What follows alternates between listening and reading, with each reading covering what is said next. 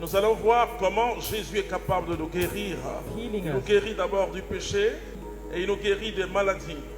Et en ce temps important où notre humanité tremble, alors nous avons voulu un Miller spécial pour vous. Nous ne pouvons pas arrêter de prêcher la parole de Dieu. Et grâce au moyen de la technologie, ce soir là où tu te trouves, la parole va te trouver là-bas. Et nous allons prendre le livre des Nombres, le chapitre 21, le verset 4.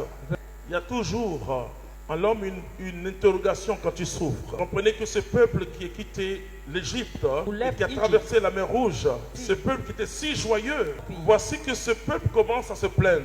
Et beaucoup de gens ne comprennent rien, frères et sœurs. Ils disent, mais pourquoi ce virus? Seigneur, pourquoi ce virus? Ce qui est important avec le Seigneur, c'est que pour chaque épreuve, il y a une solution. Car il n'y a ni pain ni eau. Nous sommes excédés de cette nourriture de famine. Dieu envoya alors contre le peuple les serpents brûlants, dont la morsure fit périr beaucoup de monde en Israël. Vous comprenez qu'ils ont commencé à se plaindre, ils ont commencé à se révolter, ils étaient prêts à lapider Moïse, ils ont même regretté l'Égypte. Quand tu marches avec le Seigneur, tu dois accueillir chaque événement dans la foi. Tu dois te dire que Dieu est bon. Tu dois toujours te dire cela. Et tu dois appeler ton Dieu. Vous voyez ce que tu traverses aujourd'hui. Les affaires sont bloquées. Tu n'arrives plus à aller au travail. Je vois des gens en France à travers les images. Ils sont au balcon chez eux et ils regardent la ville à travers le balcon. Il peut y avoir une révolte dans ton cœur. Mais quand tu ne comprends pas quelque chose, dis au Seigneur, qu'est-ce que tu veux nous dire? Qu'est-ce que tu veux dire à notre humanité? Le peuple vint dire à Moïse: nous avons péché en parlant contre Yahvé et contre toi. Alors comment vient la guérison? Comment vient la bénédiction? Par la repentance.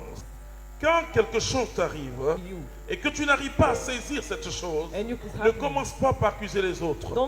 Et ils ont commencé à accuser Moïse. Ils ont refusé de regarder vers là-haut. Et le Saint-Esprit vient au secours de notre faiblesse. Et quand la Bible dit au secours de notre faiblesse, au secours de ce que nous ne comprenons pas. Et le Saint-Esprit est venu à leur secours. Et ils ont su que par ses propos, ils avaient péché contre Dieu. Alors ils vont vers l'homme de Dieu. Quand tu sens que tu as péché, dis à Dieu: Seigneur, j'ai péché contre toi. Intercède auprès de Yahvé pour qu'il éloigne de nous ces serpents. Moïse intercéda pour le peuple et Yahvé lui répondit: façonne-toi un brûlant que tu placeras sur un étendard. Quiconque aura été mordu et le regardera restera en vie. Moïse façonna donc un serpent d'airain qu'il plaça sur l'étendard. Et si un homme était mordu par quelques serpents, il regardait le serpent d'airain et restait en vie. Nous pouvons acclamer Dieu pour cette merveilleuse parole. Le peuple a besoin de la parole de Dieu. Et tu vas lire Jean chapitre 3, verset 14 à 15. Comme Moïse éleva le serpent dans le désert, ainsi faut-il que soit élevé le Fils de l'homme. Ainsi il faut que soit élevé le Fils de l'homme, afin que quiconque croit ait en lui la vie éternelle. Un peuple a désobéi à Dieu, le peuple a fait ce qui n'était pas bon, et Dieu a fait venir un malheur sur le peuple. Et ce peuple avait reconnu que c'est parce qu'ils avaient commis un péché que Dieu a fait venir le serpent. Et ils ont crié vers Dieu à travers Moïse. Et Moïse a mis un serpent de rein sur l'étendard. Et quand ils ont regardé, ils ont été tous guéris. La Bible nous dit ceci: comme Moïse a élevé le serpent de rein, le Fils de Dieu sera élevé afin que quiconque croit reçoive la vie éternelle. Comment Jésus a été élevé? Il est élevé par la croix, par la souffrance. C'est-à-dire que ce qui s'est passé, c'est qu'un serpent a entraîné la mort, un serpent a entraîné la souffrance. Pour guérir les hommes, Dieu a fait fabriquer un serpent d'airain, un serpent en bronze.